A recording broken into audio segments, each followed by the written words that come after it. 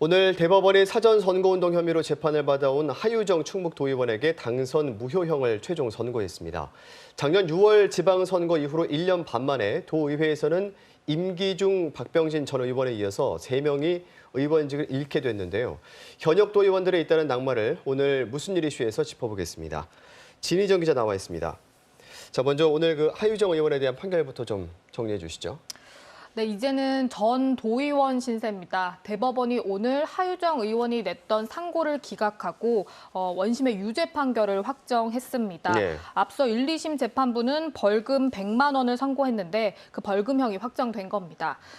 공직선거법에 따라 100만 원 이상의 벌금형이 이제 내려졌기 때문에 하 의원은 현 의원직을 잃는 것과 동시에 5년 동안 선거권, 피선거권이 모두 박탈됩니다. 네.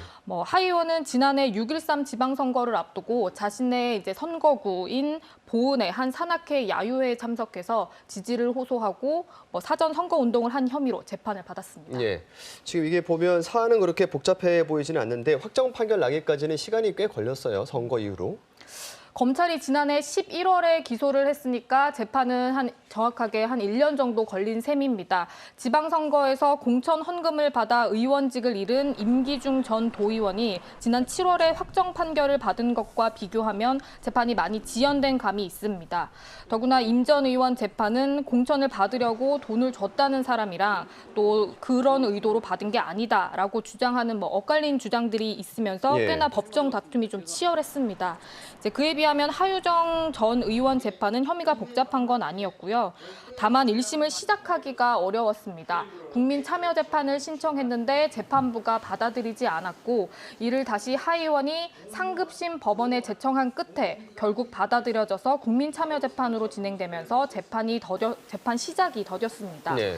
또 최근에 대법원 최종심을 앞두고 위헌법률 심판 제청까지 신청하면서 판결이 더 늦어졌습니다.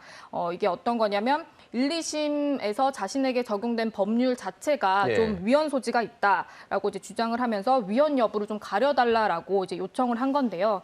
이게 받아들여지면은 진행 중인 재판 자체가 좀 일시적으로 심리가 이제 중단이 됩니다. 네. 결과적으로는 대법원이 이 재정 신청을 기각을 했고 이 사건으로 돌아와서 확정 판결을 내린 겁니다. 자, 이렇게 되면서 이제 그러면 내년 4월 달에 있을 21대 총선에서 충북의 경우에는 도의원 선거도 이제 3곳에서 치러야 되는 상황이 된 거죠. 네, 맞습니다. 이제 앞서 말씀드렸던 임기중 전 의원이 11대 충북도의회 현역 의원으로는 처음 옷을 벗었고요. 도의회 이제 의원이 낙마한 거는 도의회 사상 9년 만입니다. 이어서 지난 8월에 박병진 전 도의원이 금품 수수로 징역 6월에 집행유예 1년을 확정받으면서 같은 처지가 됐습니다.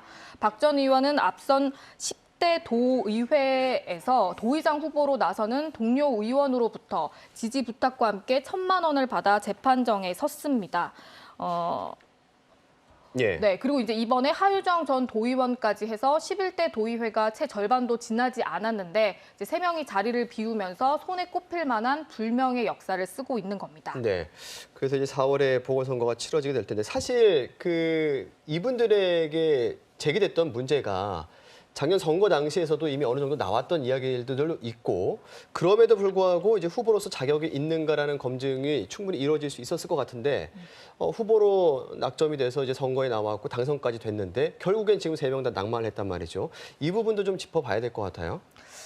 임기중 전 의원의 공천 헌금건 같은 경우는 알려진 게 선거 직후였습니다. 이제 돈을 주고도 공천을 받지 못했던 박금순 전 시의원의 폭로가 좀 주요했던 사건이었는데요. 네. 이거를 더불어민주당 내에서 선거 전에 좀 인식을 했는지 이거는 현재로서는 알 수가 없기 때문에 이제 덮어두고 후보를 내세웠다 이렇게 말하는 거는 좀 섣부를 수도 있습니다. 하지만 개인 비위도 아니고 공천을 대가로 돈이 오갔다라고 하는 거는 당시 민주당의 공천 절차가 투명하지 않았다라고 충분히 의심해 볼 만한 대목입니다. 이 공천헌금 재판장에 그 증인으로 출석했었던 그 변재일 도당 위원장의 얘기를 함께 들어보시죠. 시스템 공천의 구체적 내용이 무엇이냐 이런 거에 대해서 설명해 줄 수 있느냐 이런 요청이 있어서 그동안 여러 가지 논란이 되고 있던 오해를 불식시키는 차원에서라도 네, 그에 반해서 이제 하유정 의원의 사전선거 운동은 선거 2달 전인 4월 초 처음 보도된 뒤로 의혹이 꾸준했습니다. 예. 당시 입 후보 예정자 신분이었는데도 결국 후보 검증 때 걸러지지 않았습니다. 박병진 의원은 2016년 10대 도의회 후반기 의장 선거 때 일이고 또 그해 11월에 경찰 수사가 기사화되면서 알려지기 시작했습니다. 심지어 지난해 선거 때 1심 재판이 진행되고 있었는데요. 그럼에도 자유한국당 역시 공천을 강행했습니다. 네, 알겠습니다. 참 사람 잘 뽑는 게 여러모로 중요하다. 이런 것들 다시 한번 느낄 수가 있습니다. 지금까지 진희정 기자와 함께했습니다. 고맙습니다.